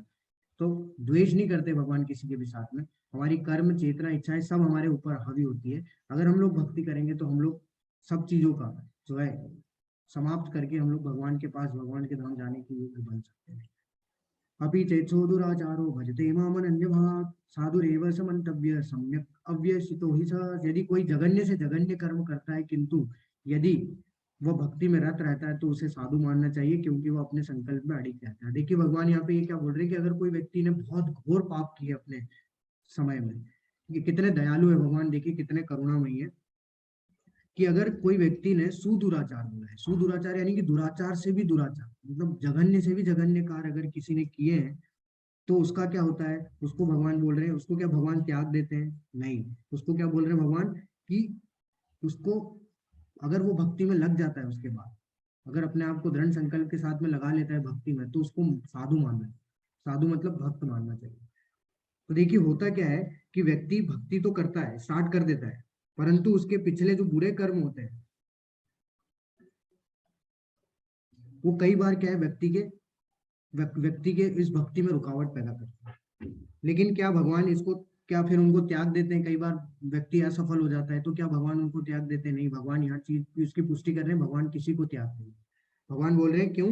क्योंकि वो फिर भी अगर भक्ति में लगने का प्रयास कर रहा है, अगर वो रत है, तो उसको साधु मानना चाहिए। इसमें प्रभुपाद जी एक ये चीज का उदाहरण मैंने भी आपको कई बार दिया है, जो प्रभुपाद जी ने दिया है, कि जब हम अपने घर में पंखा देखते हैं तो अगर पंखा अगर चल रहा है उसको आप बंद करेंगे तो वो तुरंत बंद नहीं होगा। क्यों? क्योंकि हमारे वो उसका ऐसा नेचर है कि उसके अंदर जो इनर्शिया होता है फिजिक्स के हिसाब से वो चलता रहेगा तब तक जब तक कि वो स्लो ना हो जाए और फिर रुक ना जाए। वैसे ही हमारे कर्म में कर्मों का बंधन के हमारे जो कर्म है पिछले पता नहीं कितने सालों से हमारे ऊपर जो है वो कर्मों के बंधनों की जो है परतें जमी हुई है, पाप कर्मों की। तो वो क्या है, जब हम लोग भक्ति करते हैं तो धीरे धीरे धीरे धीरे धीरे धीरे भगवान का नाम लेते हैं तो वो समाप्त होती जाती है। वो जब धीरे धीरे धीरे धीरे समाप्त होती जाएगी, धीरे धीरे निकलती जाएगी, और एक समय ऐसा आ जाएगा तब हमारी जो है पूरा जो है मन जो है शुद्ध हो जाएगा, हमारी आत्मा शुद्ध हो जाएगी। तब हम लोग जो है क्या है पूरे भक्ति भाव से जो है हम भगवान की उपासना में 24 घंटे सततम कीर्तन तो हम कर सकते हैं। लेकिन उसके लिए क्या होगा, उसके लिए हमें प्रयास करना होगा, उसके लिए हमें क्या है रोज भगवान का नाम लेना होगा। नहीं तो क्या होगा, हमारे ये जो शुद्धता है हम नहीं होगी, अशुद्ध हम लोग बने रहेंगे, क्योंकि हमें पिछले जन्म के कितने पाप जो है हमारे ऊपर चढ़े हुए हैं, जो कि हमें पता नहीं कितनी लेयर बाय लेयर जमी हुई है, उसको हम लोग को धीरे धीरे साफ करना है। तो आप देख सकते हैं कि जो भी दूसरे योग होते हैं, जिससे कि अष्टांग योग हो गया, अगर इनमें थोड़ी भी अगर त्रुटि होगी तो आपको क्या है फिर जीरो से स्टार्ट करना। अगर आप देखें कि ज्ञान योग हो गया, ज्ञान योग में बहुनाम जन्म नाम मिलते, जन्म जन्मांतर लग जाएंगे आपको सीखने में। लेकिन उसी के लिए जो भक्ति योग, जो भक्ति करते हैं, उसमें क्या है ये सब चीजें स्वतः ही हो जाती है। उसमें किसी भी चीज में कोई रुकावट नहीं है, ना उसमें कोई समस्या है। आपको बस क्या करना है, भगवान का नाम लेना है, बहुत आसान है, सिर्फ आपको भगवान का नाम लेना है। तो भगवान अगर कोई भक्ति करता है, भगवान उसको इतने करुणामय है कि वो क्षमा कर देते हैं। तो इसका मतलब ये हो जाए, ये अब लोग क्या सोचेंगे, अच्छा ठीक है भगवान हर चीज के लिए क्षमा कर ही रहे हैं तो मैं पाप करता हूँ, फिर मैं भक्ति कर लूंगा, फिर मैं नाम ले लूंगा भगवान का, फिर एक पाप करूंगा, फिर मैं नाम ले लूंगा भगवान का। तो ये नहीं है, ये क्या है, ऐसा करने से अपराध हो जाएगा, क्योंकि हम लोग फायदा उठा रहे हैं। अगर हम लोग गलत फायदा उठाएंगे तो वो गलत हो, क्योंकि भगवान इतने करुणामयी है, इतने दयालु है, हम लोग को हर चीज की लिए माफी दे रहे हैं। तो इसका मतलब ये नहीं कि हम लोग पाप करें, हम लोग ये भाव से कार्य करना चाहिए हमें कि हमसे कोई गलती ना हो, कि जिससे फिर से हमें भगवान को माफ करना पड़े। ये तो हम लोग भगवान से सेवा ले रहे हैं उल्टा, कि वो माफ कर रहे हैं हम लोग। तो ये गलत है, हमें बार बार उनसे माफी मांगना, माफी नहीं लेना है, हमें ये प्रयास करना है कि हम लोग गलती करें ही ना। तो ये हमारे लिए, क्योंकि उनकी दयालुता, उनकी करुणामयी का हमें फायदा नहीं उठाना है, तो गलत हो जाएगा हमारे लिए। क्षिप्रम भवति धर्मात्मा शाश्वत शांतिम निगच्छति कौन्तेय यपति जानीहि न मे भक्त प्रणश्यति। वह तुरंत धर्मात्मा बन जाता है, वो स्थायी शांति को प्राप्त कर लेता है। हे कुंतीपुत्र, निडर होकर घोषणा कर दो कि मेरे भक्त का कभी विनाश नहीं होता। और यहाँ पे जो सरोज माता जी का जो प्रश्न था, एक कि उन्होंने एक फोटो देखा था जिसमें कि भगवान श्री कृष्ण जो है अपने रथ का टायर उठा के जो है भीष्म पितामह की तरफ दौड़े थे, उसके बारे में यहाँ पे हम लोग चर्चा करेंगे। तो देखिए यहाँ पे भगवान बोल रहे हैं कि ऐसा जो व्यक्ति है वो क्या हो जाता है, तुरंत धर्मात्मा बन जाता है और स्थायी शांति को प्राप्त कर लेता है। तो भगवान यहाँ पे सबसे महत्वपूर्ण चीज बोल रहे हैं कि तुम घोषणा करो अर्जुन। देखिए दो चीजें यहाँ पे, क्षिप्रम मतलब होता है तुरंत, शाश्वत मतलब स्थायी। तो वो तुरंत स्थायी शांति को प्राप्त, उसमें कोई भी दो राय नहीं। अगर वो भक्ति में लग जाता है तो उसको आप खुद एक्सपीरियंस करिएगा। अगर 1 महीना 2 महीना अगर आप नाम ले लेते हैं तो आपको एकदम ऐसा एक्सपीरियंस होगा, ऐसा लगेगा कि आपको थोड़ा सा शांत हो गया आपका मन। आप जो अगर ज्यादा गुस्सा करता है, देखिए बात वही है कि परत जिसकी जितनी जल्दी साफ होती जाएगी ना, उतना जल्दी उसको एक्सपीरियंस होता जाएगा, उसको अनुभव होता जाएगा। परंतु अगर हम लोग अभ्यास करना ही छोड़ देंगे इस कारण से कि फल नहीं मिल रहा है, तो वो गलत है, क्योंकि फल इतना जल्दी नहीं मिलता कुछ भी चीज। तो इसलिए क्या है, लेकिन इसका जो फल मिलेगा वो स्थायी होगा, ठीक है, वो शाश्वत होगा, वो परम होगा, वो ऐसा नहीं है कि टेम्परेरी होगा। ये चीज इसमें सबसे महत्वपूर्ण है। तो यहाँ पे भगवान क्या बोल रहे हैं, भगवान यहाँ बोल रहे हैं कि हे अर्जुन, तुम घोषणा करो कि मेरे भक्त का कभी विनाश नहीं होगा। अब भगवान खुद भी तो घोषणा कर सकते थे, उन्होंने अर्जुन को क्यों बोला घोषणा करने के लिए, तो उसके पीछे भी रहस्य है। उन्होंने अर्जुन को इसलिए बोला क्योंकि भगवान अपने भक्तों की बात कभी नहीं काट सकते। वो अपनी बात काट देंगे लेकिन अपने भक्तों की बात कभी नहीं काट सकते। और यही उदाहरण है जो कि सरोज माता जी ने प्रश्न पूछा था कि भगवान ने प्रतिज्ञा ली थी कि मैं इस पूरे युद्ध स्थल में मैं शस्त्र नहीं उठाऊंगा, ठीक है, मैं अस्त्र शस्त्र के साथ में युद्ध नहीं करूंगा पूरे महाभारत के युद्ध में। लेकिन फिर भी उन्होंने क्या किया, टायर जो उठाया और आक्रमण करने के लिए गए भीष्म पितामह के। क्यों? क्योंकि भीष्म पितामह ने भी प्रतिज्ञा की थी कि मैं भगवान से शस्त्र उठवा के ही रहूंगा। तो भीष्म पितामह कौन है? भगवान के परम भक्त है, शुद्ध भक्त है। वो भगवान की इच्छा को पूर्ति करने के लिए, भगवान की इच्छा भगवान ने अपने भक्त की इच्छा पूर्ति करने के लिए अपनी भी प्रतिज्ञा को तोड़ दिया। उन्होंने शस्त्र उठा लिया, उन्होंने वो टायर उठा के जो है, चक्र उठा के जो उनके पीछे भागने लगे। तो ये कहा, ये इसमें आता है। इसलिए भगवान बोल रहे हैं कि मैं अगर करूंगा घोषणा तो मैं अपना प्रतिज्ञा कभी भी तोड़ सकता हूँ, लेकिन तुम अगर घोषणा करोगे तो तुम्हारी प्रतिज्ञा मैं कभी नहीं तोड़। क्यों? इसका कारण क्या है? इसका कारण यह है कि प्रबल प्रेम के पाले पड़कर प्रभु को नियम बदलते देखा, अपना नाम भले ही टल जाए, भक्त का नाम कभी टलते नहीं। भगवान कभी अपने भक्त की यश को कभी नहीं गिरने देते। इसलिए भगवान अपने कार्यों में किसको जरिया बनाते हैं? अपने भक्तों को जरिया बनाते हैं कि मेरे कार्य कौन करे, मेरा भक्त करे तो उसका यश बढ़े। जैसे अर्जुन ने युद्ध किया, अर्जुन का यश बढ़ गया। ठीक है, हनुमान जी को उन्होंने काम दिया, किसने? राम जी ने, कि तुम जाओ समुद्र लांघो। तो किसका यश बढ़ा? हनुमान जी का। हनुमान जी की भक्ति के बारे में पता चला कि कितने शुद्ध भक्त हैं हनुमान जी, कितने दास भाव में भक्ति करते हैं। अगर भगवान उनको नहीं देते ये कार्य तो हम लोग हनुमान जी को नहीं जान पाते। लेकिन भगवान क्या करते हैं? अपने भक्तों का यश बढ़ाने के लिए ये सारे कार्य करते हैं, जिससे कि उनको निमित्त बनाते हैं, उनको एक जरिया बनाते हैं, जिससे कि सारे लोग उनका क्या करें, उनको फॉलो कर सकें, उनका यद यद आचरति श्रेष्ठो तत्तत एव जयतु, उनके पद चिन्हों पे चल सके। इसलिए भगवान ये चीज करते हैं। इसलिए भगवान यहाँ पे अर्जुन को बोल रहे हैं कि तुम घोषणा करो, मैं नहीं करता, तुम घोषणा करो। तो क्या होगा कि तुम्हारी बात को मैं कभी भी टाल नहीं सकता। तो इसलिए भगवान यहाँ पे अर्जुन बोल रहे हो। यहाँ पे जो आप फोटो देख रहे हैं उसमें भी क्या है कि सारे लोग खड़े थे वहां पे। जब नरसिंह भगवान जब आए थे तो वहां सारे लोग खड़े थे और इतना ज्यादा गुस्से में थे वो, सब सारे राक्षसों को उन्होंने मार गिराया। अब उनका गुस्सा कौन शांत करेगा? तो फिर प्रहलाद महाराज जी से जो है आग्रह किया गया कि आप ही जाइए, आप ही जो है क्या कर सकते हैं, भगवान के गुस्से को समाप्त कर सकते हैं, शांत कर सकते हैं। प्रहलाद महाराज निडर होके गए।